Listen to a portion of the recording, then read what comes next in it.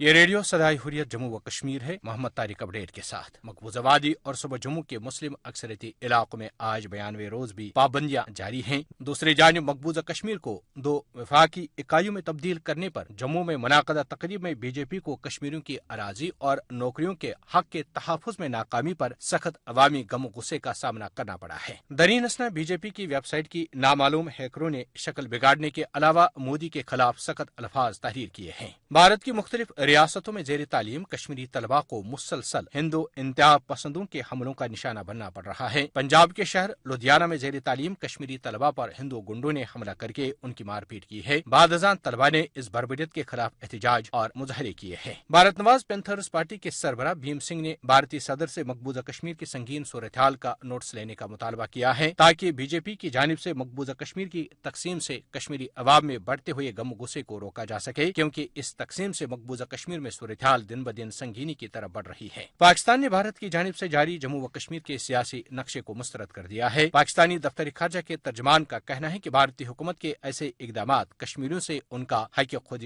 ارادت چھین نہیں سکتے اور نہ ہی اقوام متحدہ کی تسلیم شدہ مترادہ حیثیت کو تبدیل کر سکتے ہیں۔ آزاد جموں و کشمیر کے وزیر اعظم راجہ فاروق حیدر خان آج سے ہفتہ کشمیر کی تقریبات میں شرکت کے لیے برسلز پہنچ گئے ہیں۔ 5 نومبر کو کشمیر پر سیمینار منعقد ہوگا۔ ہفتہ کشمیر کے سلسلے میں تقریبات 4 سے 8 نومبر تک جاری رہیں گے۔ اپڈیٹ ختم ہوا۔ بھارتی حکمرانوں کی ہمیشہ سے یہ کوشش رہی ہے کہ کشمیر کا قضیہ ہمیشہ کے لیے ختم کیا جائے، لیکن وہ آج تک اس میں کامیاب ہوئے اور نہ مستقبل میں کامیاب ہو سکتے ہیں۔ بھارتیہ جنتا پارٹی نے اس طرف عملی اقدام کرتے ہوئے ایک بہت بڑے المیہ کو جنم دیا ہے۔ اس حوالے سے کانگریس کے سینئر رہنما غلام نبی آزاد کہتے ہیں، 1000 سال میں شاید جموں کشمیر کے اتہاس کے لیے یہ سب سے خراب دن ہے اور سب سے افسوس کا دن ہے جموں کشمیر کے لیے، کیونکہ جموں کشمیر جس کا اتہاس نہ صرف بھارت کی سیماؤں تک سیمت تھا بلکہ وشو کی سیماؤں تک آج سے کئی ہزاروں سال پہلے